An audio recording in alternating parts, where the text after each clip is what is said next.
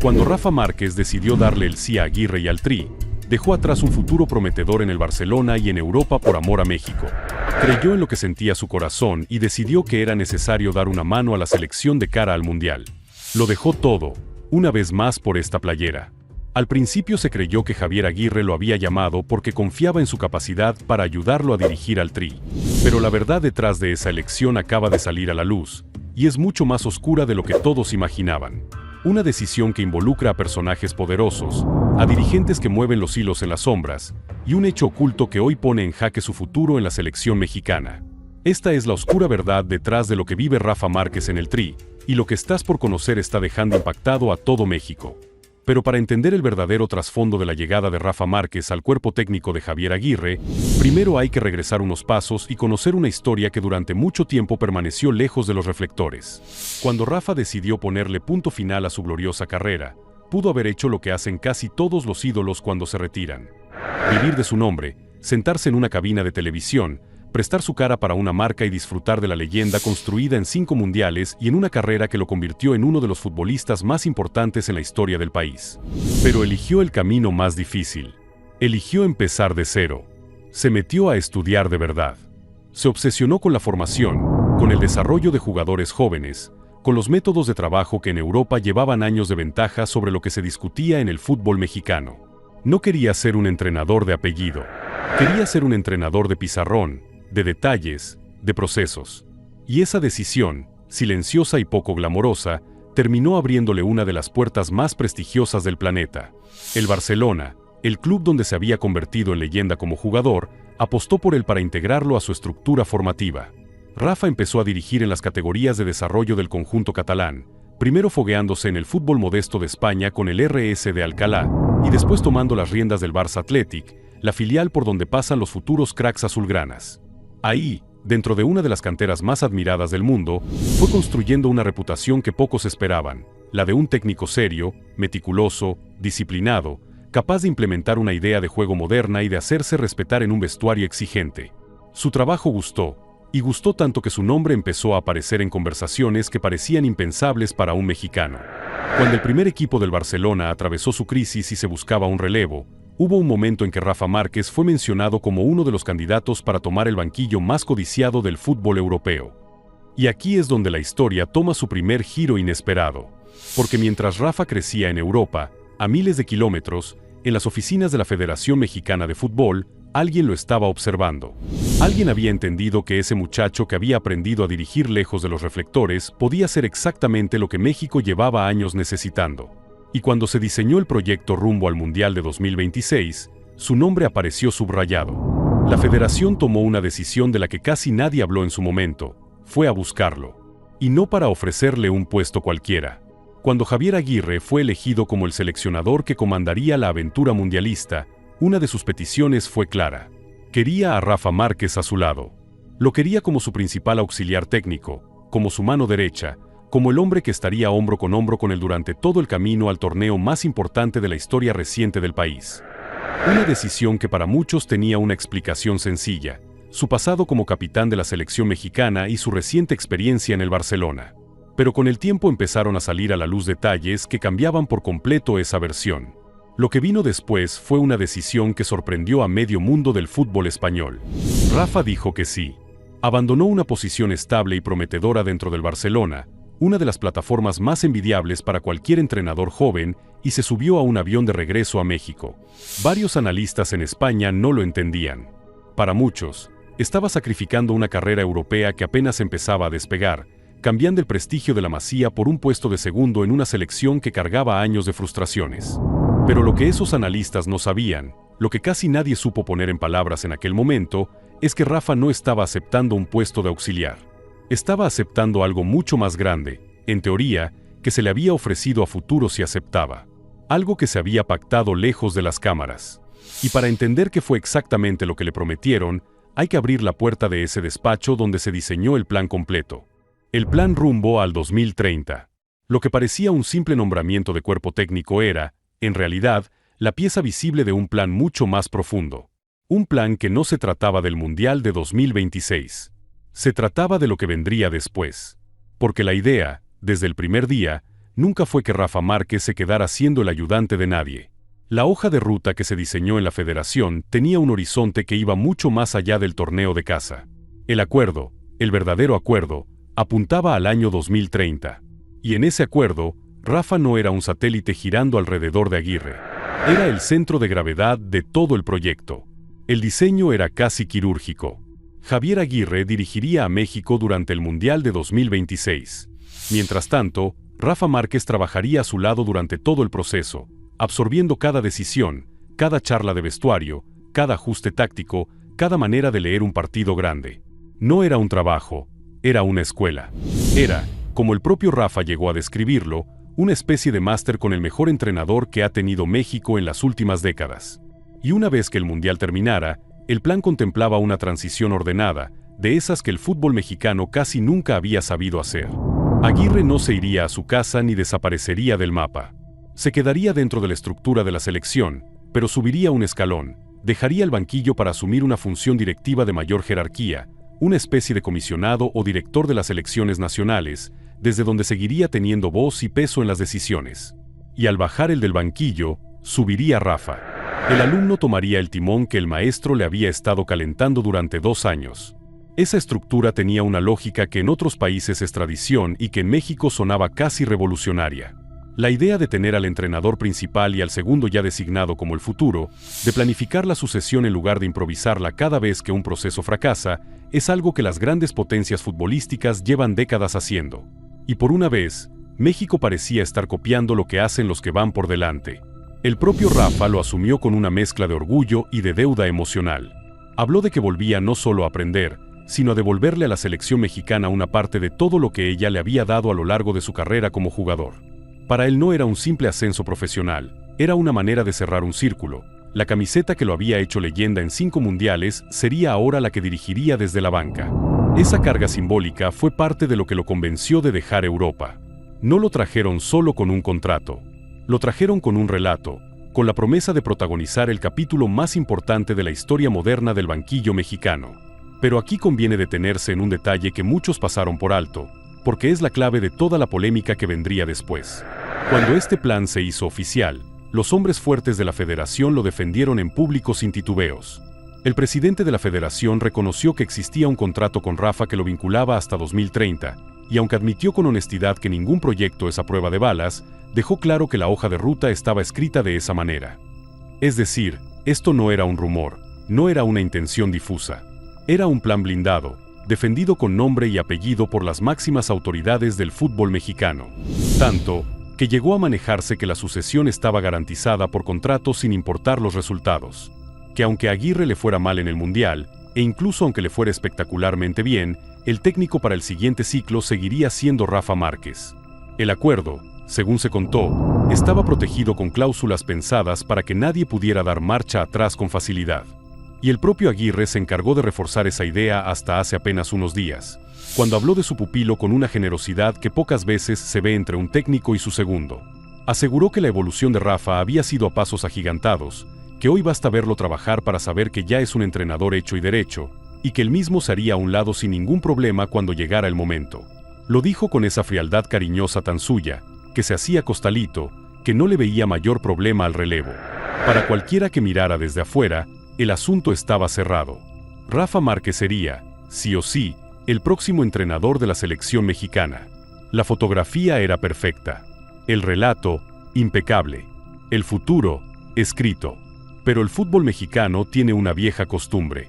Lo que se dice frente a los micrófonos y lo que se mueve en los pasillos rara vez son la misma cosa.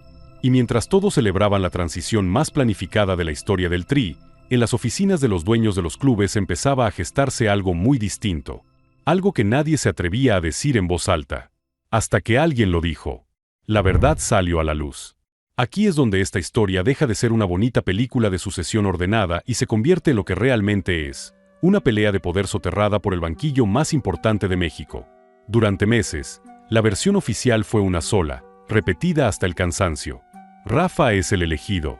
Rafa tomará la selección pase lo que pase.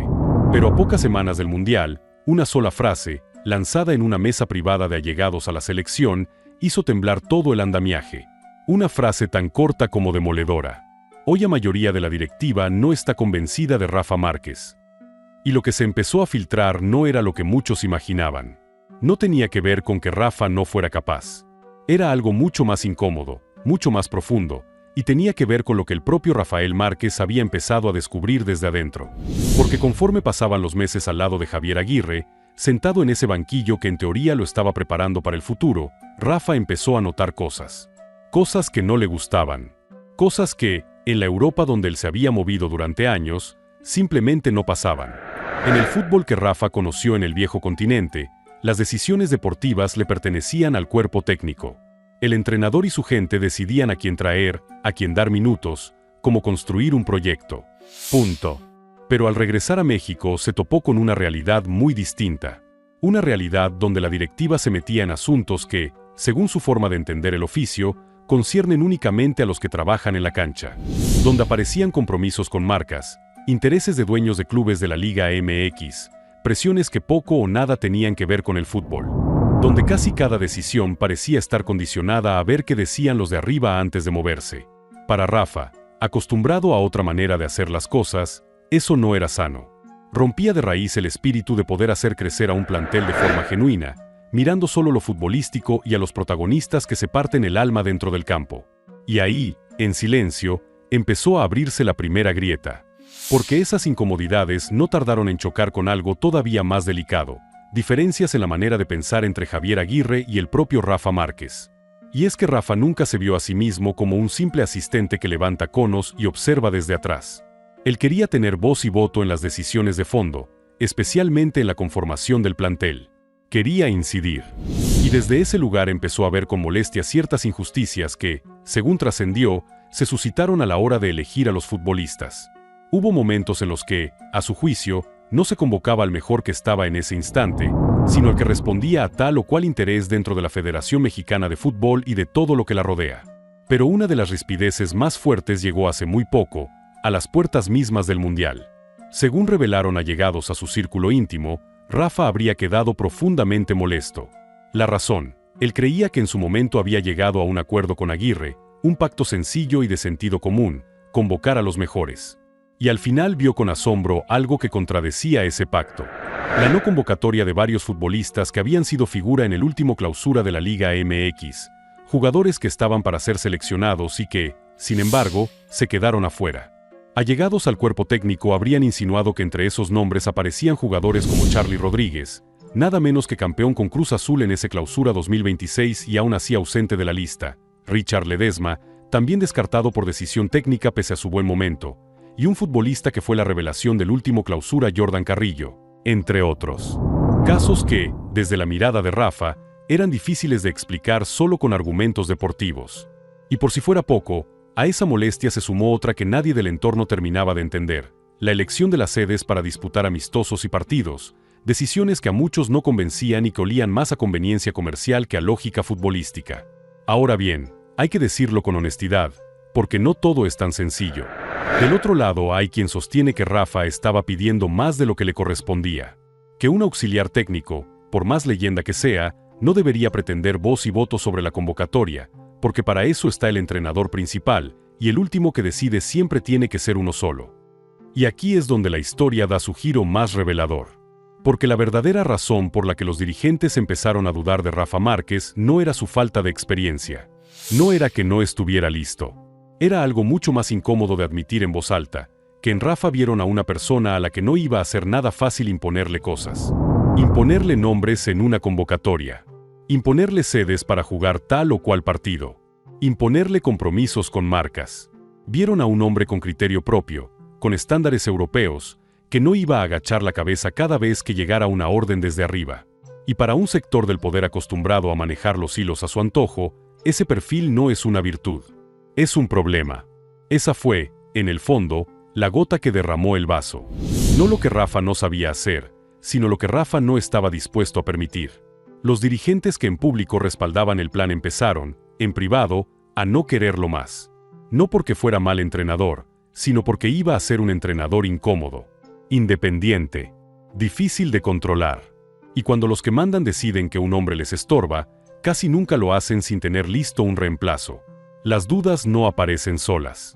Aparecen cuando ya hay otro nombre sobre la mesa. Un nombre más manejable, más cómodo, más conveniente. Y ese nombre, el del hombre que la federación ya estaría moviendo en silencio por si decidían dar marcha atrás con Rafa, es el secreto peor guardado de toda esta historia. El Plan B, Efraín Juárez. Si en lo privado de la FMF están buscando un Plan B, la respuesta para muchos ya tiene nombre, apellido y una historia que, irónicamente, se parece muchísimo a la del propio Rafa. Y ese nombre es el de Efraín Juárez, y según se reveló, dentro de la propia comisión de selecciones ya se estaría trabajando para tenerlo a disposición en cualquier momento, listo para ocupar el cargo en caso de que sea necesario. No como primera opción declarada, sino como el as escondido en la manga. El paracaídas. La alternativa que se prepara en silencio mientras en público se sigue jurando lealtad al plan original. Y para entender por qué este suena tanto hoy en los escritorios del Tri, hay que repasar un detalle de Efraín Juárez. Porque su historia es, en muchos sentidos, un espejo incómodo de la del propio Márquez. Todo el mundo sabe que Efraín fue un futbolista con temperamento, mundialista en 2010 con el Tri. Pero lo verdaderamente interesante de Efraín no es lo que hizo como jugador. Es lo que decidió hacer cuando dejó de serlo. Y ahí es donde su camino se vuelve casi calcado al de Rafa, aunque con sus propios matices. Porque Efraín colgó los botines sorprendentemente joven, alrededor de los 31 años, no porque ya no pudiera jugar, sino porque su hambre por convertirse en director técnico era más grande que su deseo de seguir dentro de la cancha. Y, como Rafa, eligió el camino difícil. No quiso ser técnico de apellido. Se fue a aprender desde abajo, lejos de México, en lugares donde su nombre de exmundialista no significaba absolutamente nada. Empezó como auxiliar técnico en el New York City de la liga estadounidense, al lado del entrenador noruego Ronny Deila, absorbiendo una concepción del juego completamente distinta a la que se enseña en Latinoamérica. Y de ahí cruzó el Atlántico para formarse en el fútbol belga, en los cuerpos técnicos del Standard de Lieja y del Club Brujas, dos instituciones con estructuras profesionales sólidas y un nivel de exigencia táctica que pocos equipos en México pueden replicar. Aprendió a trabajar con vestuarios internacionales, con jugadores de muchas nacionalidades, con metodologías de análisis que van mucho más allá de la tradición del fútbol latinoamericano. Fue un camino silencioso, sin reflectores, donde tenía que ganarse el respeto con argumentos y no con el currículum de haber jugado un mundial. Eso suena familiar, ¿verdad? Es exactamente la misma filosofía que llevó a Rafa Márquez a estudiar y a formarse en Europa antes de regresar a México. Dos exfutbolistas mexicanos, dos exmundialistas, que en lugar de vivir de la nostalgia decidieron prepararse en serio para ser entrenadores de élite. La diferencia es que, mientras a Rafa lo trajeron a un proyecto, Efraín tuvo que demostrar primero que servía. Y vaya que lo demostró. Su primera gran oportunidad como entrenador principal no llegó en México. Llegó en Colombia, el Atlético Nacional de Medellín. Efraín aterrizó ahí sin el respaldo de una trayectoria reconocida, y en apenas unos meses al frente del equipo conquistó un doblete, el título de Liga y el de Copa, un golpe de autoridad que puso su nombre en el radar de todo el continente. Lo que vino después fue su regreso a casa, y el capítulo que terminó de colocarlo en esta conversación. Pumas, el club de sus amores, el mismo donde había jugado, lo contrató para sacarlo de años de mediocridad y de identidad perdida. Y al principio, igual que le pasó a Rafa con sus críticos, a Efraín lo etiquetaron con desprecio. Técnico de papel, le decían, alguien que había trabajado en buenas estructuras europeas pero que no había probado nada en la Liga MX, y cuyo doblete colombiano no contaba del todo porque Colombia, decían, no es México. El proceso fue duro, los primeros torneos costaron, las voces que pedían su salida aparecieron rápido. Pero la directiva aguantó, le dio tiempo, y ese tiempo terminó valiendo oro. Porque en el Clausura 2026, Efraín Juárez hizo algo que Pumas no lograba en años. Convirtió al equipo en el líder general de la fase regular, con una cosecha histórica de puntos, la mejor campaña en la historia moderna del club. Luego eliminó al América en el clásico capitalino de la liguilla, despachó a Pachuca en semifinales, y se metió a una final que nadie esperaba que protagonizara.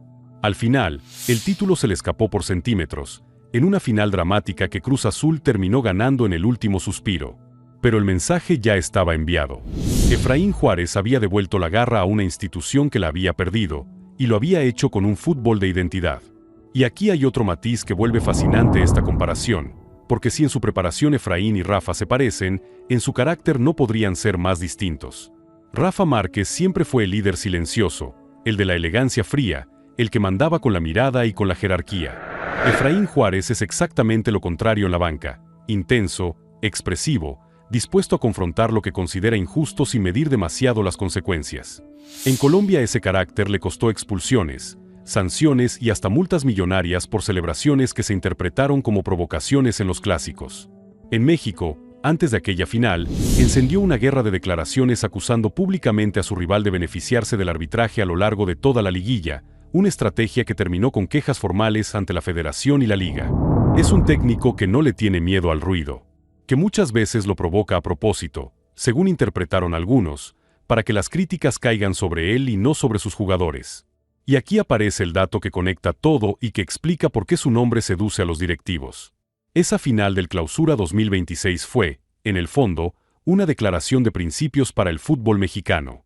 Porque la Liga MX llevaba años plagada de entrenadores extranjeros, con la sensación instalada de que los técnicos mexicanos ya no eran capaces de pelear los grandes títulos. Y de pronto, los dos equipos que llegaron a esa final estaban dirigidos por dos mexicanos, Efraín Juárez en Pumas y Joel Wiki en Cruz Azul.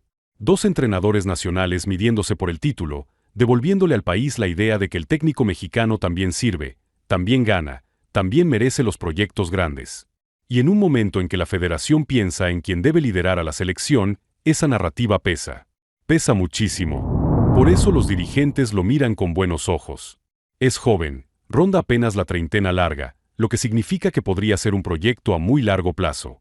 Ha ganado fuera, ha soportado presión, tiene una idea de juego clara y un carácter que no se achica.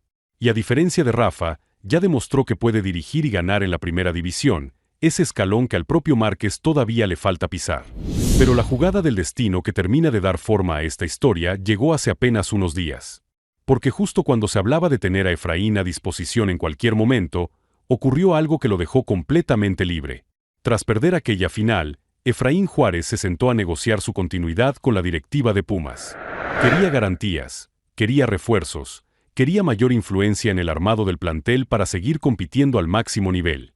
La directiva, con una nueva gestión deportiva que no terminó de congeniar con él, tenía otra visión, no hubo acuerdo. Y Efraín, pese a tener contrato vigente, tomó una decisión drástica, renunció. Dio un paso al costado y dejó Pumas. El hombre que la federación tenía señalado como plan B, el que querían tener disponible por si Rafa se caía, de un día para otro quedó sin equipo.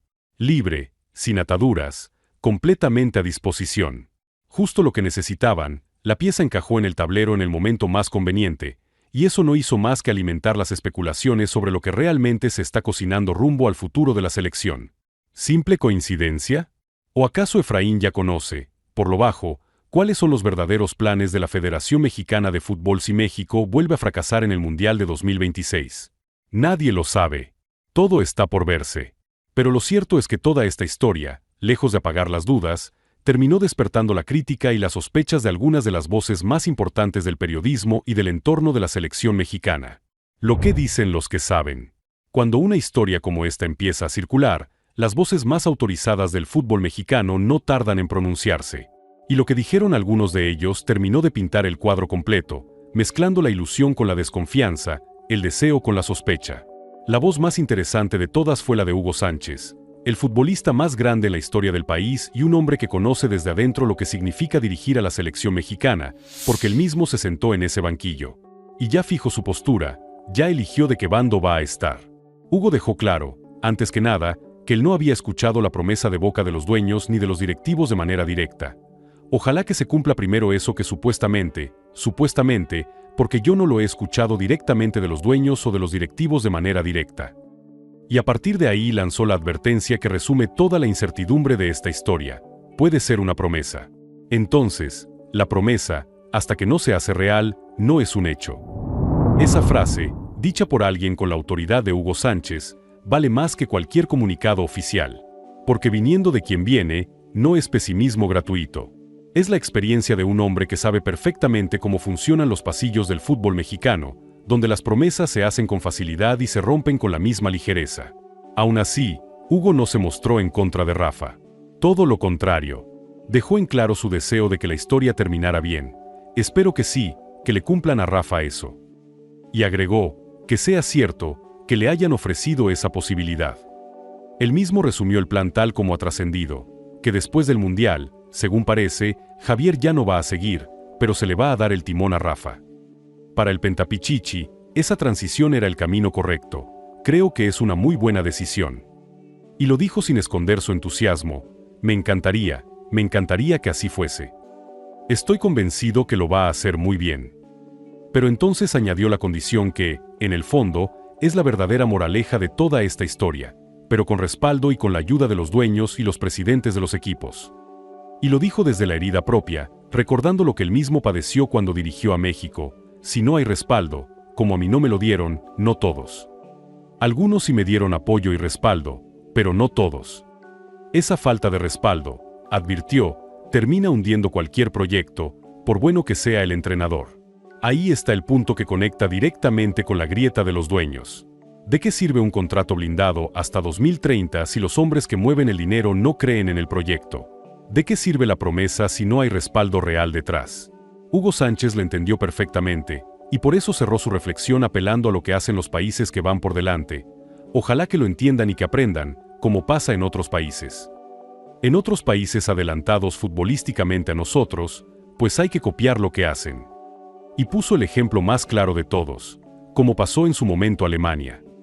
¿Se acuerdan que Alemania siempre tenía al director técnico y al segundo como el futuro?